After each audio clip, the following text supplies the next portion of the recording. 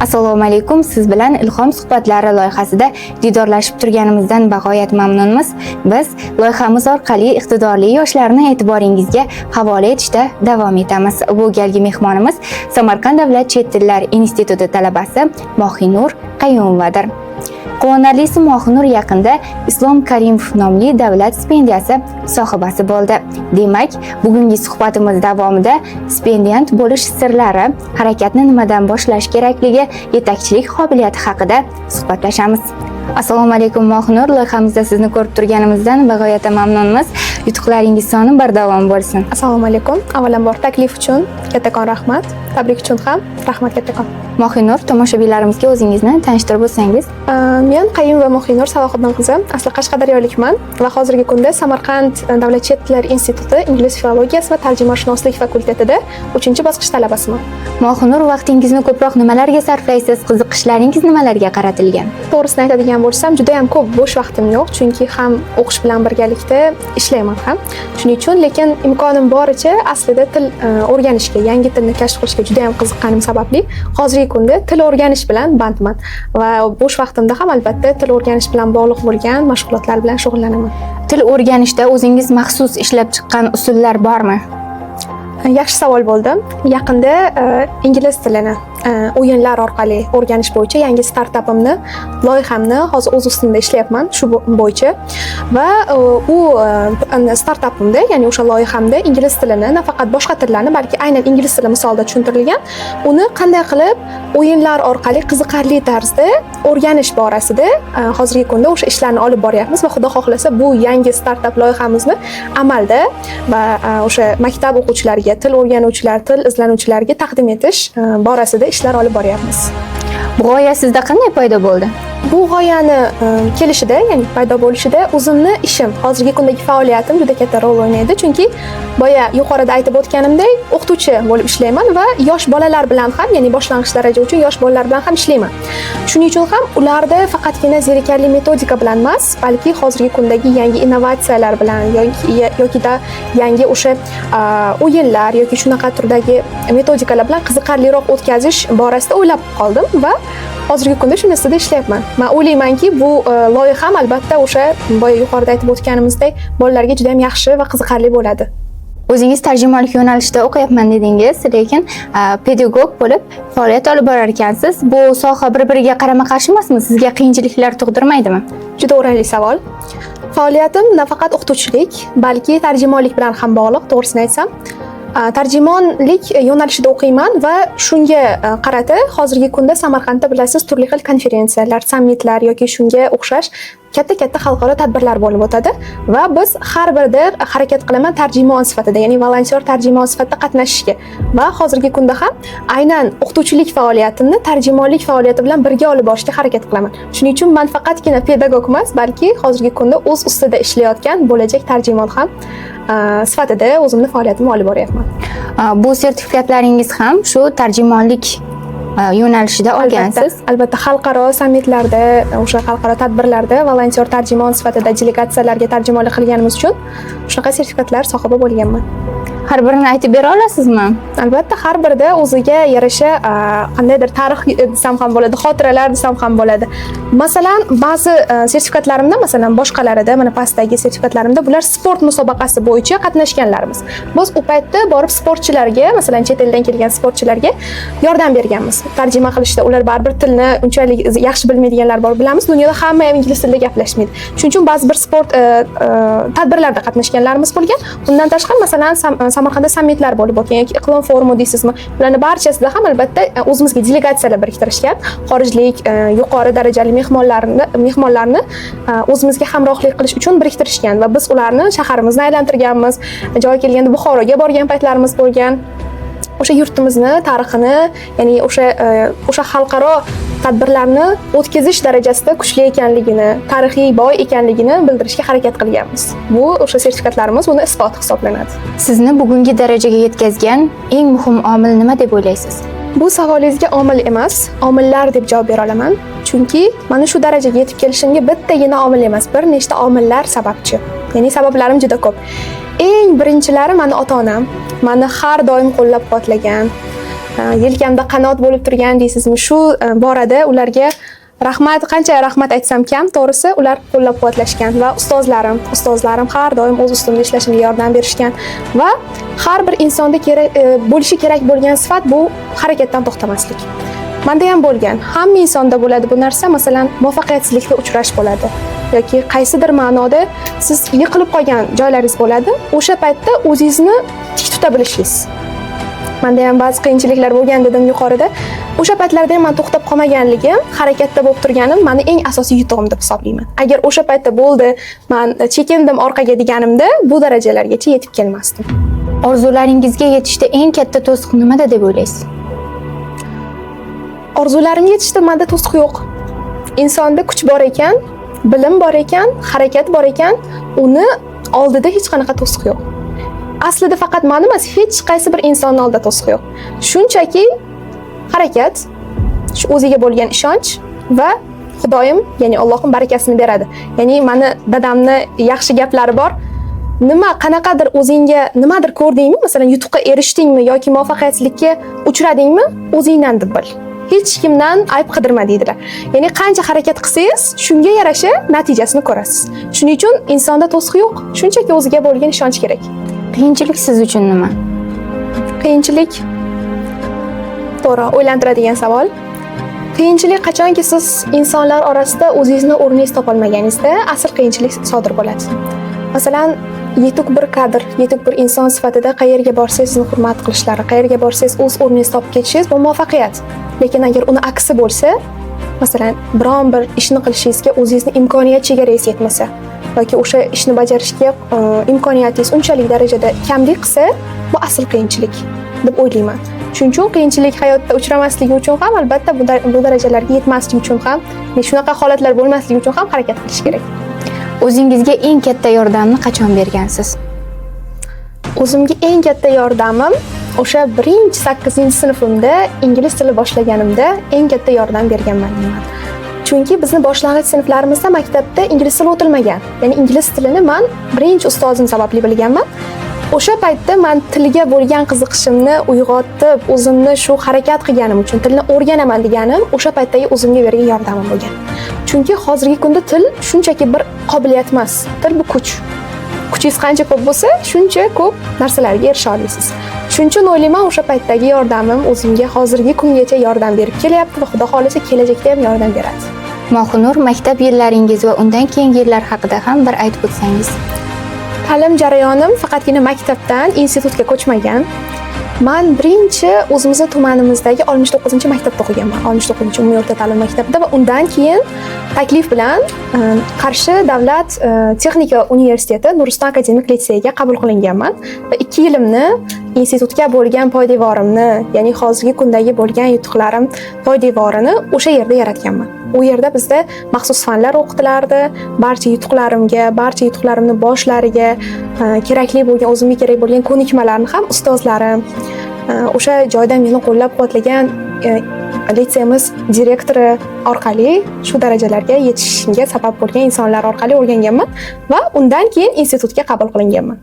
Litsey davrlarimda nemis tiliga bo'lgan qiziqishim ham uyg'ongan. Maktab paytida yoki institut paytida bizga nemis tili o'tilmaydi, lekin litsey paytiga kelib bizni Germaniya bilan shartnomamiz bo'lgani uchun YOT xalqaro sertifikatini ham erishishga muvaffaq bo'lganman litsey paytida va bu menga nima bergan? Ya'ni tilga bo'lgan qiziqishimni bergan va undan keyin yana harakatimni kuchaytirishimga sabab bo'lgan va o'sha paytlarda biz Nuriston terma jamoasi bilan Zakovatni respublika bosqichida qatnashib kelganmiz. Yana eslasam, akademik litsey iftixori unvonini ham olganman.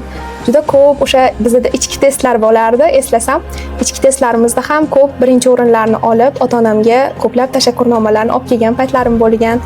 Shuning uchun ham litsey davrimni eng oltin davrlarimdan biri deb ham eslanaman. Eng katta yutug'ingiz nima bo'lgan o'sha vaqtlardagi? O'sha vaqtdagi eng katta yutug'imni bu narsalar bilan bog'lamayman, to'g'risi. Yutug'im o'sha paytda o'zimga bo'lgan ishonchimda bo'lgan.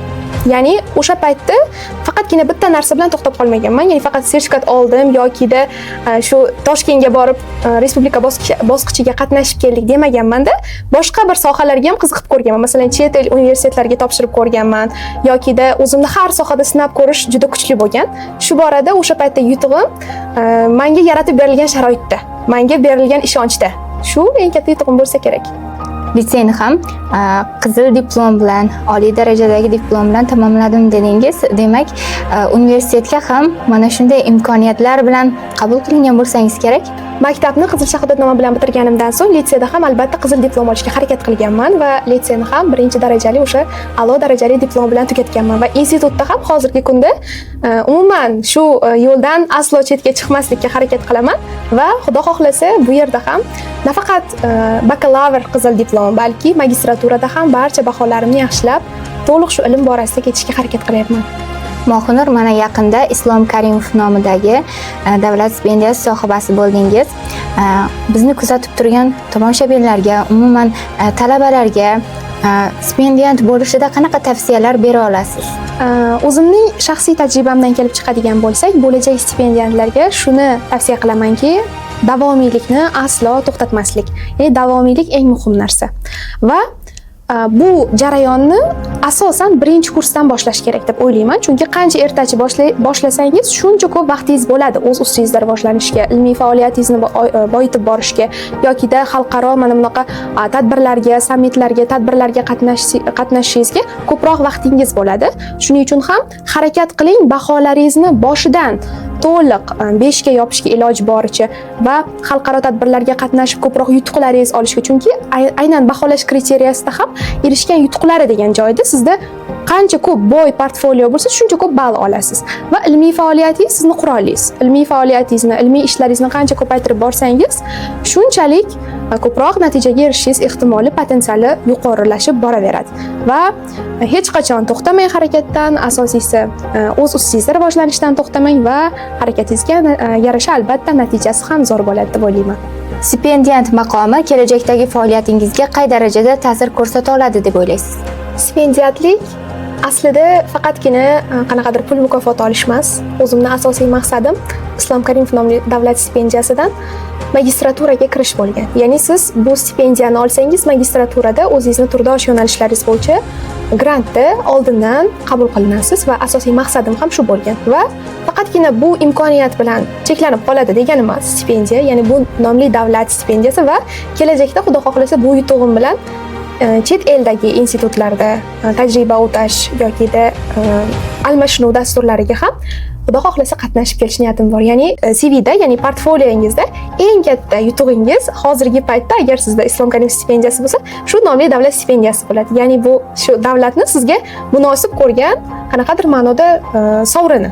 Shu ma'noda ancha katta yordam beradi deb o'ylayman kelajakdagi faoliyatimga ham. Bilasizmi, ko'pchilikning oilasidagilar, umuman ota-onasi qiz bolaning chet elda o'qishiga qarshi. Sizning oilangizdagilar bunga qanday qaragan? Aslida o'zbek madaniyatimizda qiz bolani tartibi, ya'ni qiz bolani odobi birinchi o'rinda. Har bir oila o'zini qiz farzandi haqida o'ylaydi. Va bizni ham oilamizda, ya'ni yuqorida aytib o'tganingizdek, buvimlar, bobomlar va ota-onam ham balki o'ylashgan taqdirda deysizmi, balki o'zlari nimadir bilisharki to'g'ri deb o'ylayman, ularning ham fikrlari. Bizda ham ba'zi bir shu sabablar bo'lgan, ya'ni chet elga bormasligimga yoki ruxsat berishmaganiga, lekin hozirgi kunda ota-onam juda kuchli qo'llab-quvvatlashadi. Hozirgi kunda erishgan yutuqlarimni mehmonlar bilan yoki xalqaro o'sha toifadagi insonlar bilan muloqotimni ko'rib, hozirgi kunda ular ham qiziqishyapti. Ular ham qachon boramiz, bizni ham olib borasan, xudo xolasa aylanamiz, sayohat qilamiz deb hozirgi kunda o'sha fikrlarni ancha o'zgartirishgan va kelajakda birga o'sha chet ellarga balki birga borarmiz degan niyat va aniq maqsad bilan harakat qilyapmiz. Sizni qay biri ko'proq tarbiyalaydi, hayotmi yoki odamlar? Ikkalasi ham deb o'ylayman. Chunki hayotda tajribalar orttirasiz. Insonlar esa u tajribani to'g'riligini sizga isbotlab beradi. Hayotda ba'zi bir shunaqa qiyinchiliklar, ba'zi bir shunaqa yaxshi holatlar bo'ladiki, ularga bo'lgan insonlarning muomalasi yoki o'sha paytda sizga yaqin insonlaringiz tomonidan qilinayotgan munosabatlar aynan o'sha paytda ko'rsatadi. Sizni qay darajada hayot tarbiyalab borishini. Bizda o'zimizda madaniyatimizda shunday gap bor. Hayot asta-asta tarbiyalab boradi. Yo'q, ham hayot, ham o'sha hayotdagi insonlar birga bizga ko'p narsalarni o'rgatib boraverar ekan. Juda yoshim, juda katta emas, endi 20 ga kiryapman, ya'ni 19 yoshdaman. Lekin shu 19 yil davomida ham anchagina tajribalar orttirdi. Bugungi yoshlar tengdoshlaringizning eng katta muammosi nimada? Eng katta muammosi o'zlarini ustida yetarlicha ishlamayotganlarida. Inson o'z ustida ishlashni unutib qo'yapti. Sababi bizda ijtimoiy tarmoqlar ancha rivojlandi, sun'iy intellekt rivojlandi. Insonlar vaqtini shunchaki bekorga o'tkazyapti. Shunchaki qaysidir narsani ko'rishga yoki bizda Instagram, Telegram shu kabi ijtimoiy tarmoqlar insonlar ongini ancha yetarlicha qamrab oldi. Va uning o'rniga insonlar masalan avval 4-5 yillar oldin kutubxonada biz endi dars qilardik. Eleksiya paytlari juda ko'p odam bo'lardi. Endi hozir ba'zi payt bo'sh paytlarimda kutubxonaga borib, o'z ustimda qanaqadir ishlash borasida boraman desam, uncha ko'p insonlarni ko'rmaysiz. Faqat abituriyentlar ham o'zlari kerak bo'lgani uchun qilishadi. Shuning uchun inson o'z ustida ishlashni unutmasagina oldiga qo'ygan maqsadiga erisha oladi. Va asosiysi tartib, intizom. Ya'ni o'zingizni ishlash davomida ham tartib, ham intizomni yo'lga qo'ysangiz, o'zingiz istagan yo'lga ancha tezroq erishasiz. Faqatgina vaqtimizni keraksiz narsalarga behuda sarflashdan voz kechishimiz kerak deb o'ylayman. Kitob mutolaasiga qancha vaqt ajratasiz? Kitob mutolaasiga kunimni juda ham ko'p qismini sarflamayman. Ayta olaman, haftada 1-2 marta kitob o'qiyman va o'zim sevgan kitoblarni o'qishni yaxshi ko'raman. To'g'risi shunaqa odatim bor. Bitta o'qigan kitobni qayta o'qiy olmayman. Ko'pchilik aytadi-ku, masalan, bitta asarni qayta o'qigim keladi, faqat o'qiyman deydi. Lekin menda unaqa emas. Lekin o'sha asarni bir marta o'qidimmi, bo'ldi. Boshqa o'sha asarni o'qigim kelmaydi. Lekin kitob do'konlariga borib, ko'pincha muqovasi meni o'ziga jalb qiladi kitoblar. Borib o'zim sevgan yoki o'zimni qanaqadir jalb qilgan kitoblar bo'lsa, albatta, lekin uni o'qishga vaqt topaman. Ko'pincha do'stlarim ham tavsiya qilishadi, qaysidir kitobni o'qi deb. O'shalarni o'qib ham ko'proq vaqtimni o'tkazishga harakat qilaman lekin. Chunki har bir insonga albatta kitob mutolaasi kerak. Bilimli yoshlar jamiyatda qanday mas'uliyatni his qilishi kerak? Bilimli yoshlar o'sha jamiyatni rivojlantirish mas'uliyatini his qilishi kerak. Chunki bilimli inson bor, har bir kishini o'sha bilimli insonni vazifasi ham, o'zini o'sha ichidagi maqsadi ham jamiyatda o'z o'rnini topish, ya'ni uni rivojlantirish. Hozirgi kunda o'zimizni yuqorida aytib o'tgan o'zbek madaniyatimiz rivojlanyapti. Dunyo darajasiga chiqishga harakat qilayotgan mamlakatimiz, rivojlanayotgan mamlakatimiz.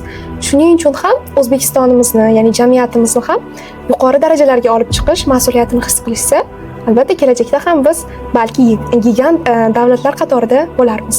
Xudo xohlasa. Sizningcha kelajak ta'limi qanday bo'lishi kerak?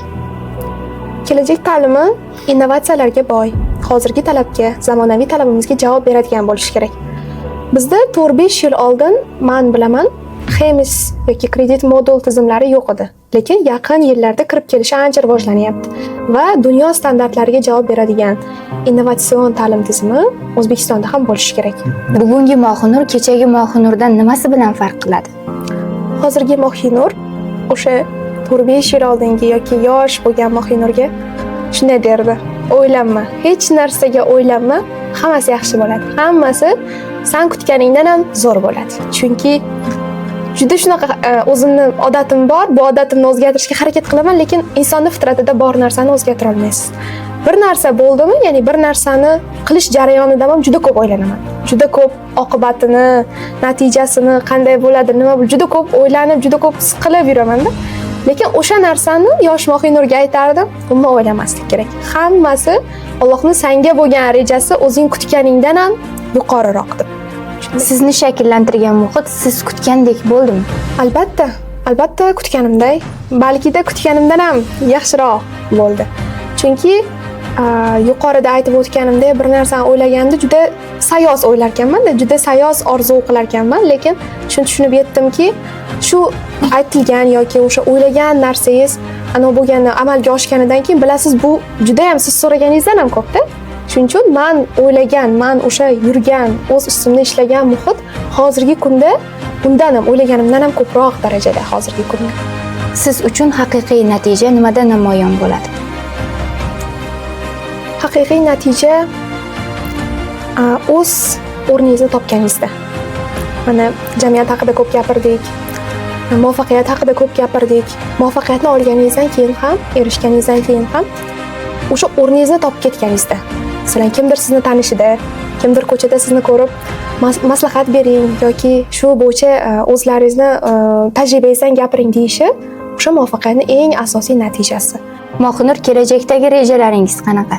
Kelajakdagi rejalarim anchagina, ya'ni ko'p. O'z faoliyatim borasida ham, ya'ni kuchliroq bo'lish. Kuchliroq bo'lishda nimani nazarda tutaman? Kuch bu meni o'rganayotgan bilimim. Va bilimimni ancha o'zimning ustimda ishlab, o'sha bilimimni kuchaytirib borganim, yanada kuchli bo'lishim va imkoniyatlarim chegarasini kengaytirmoqchiman.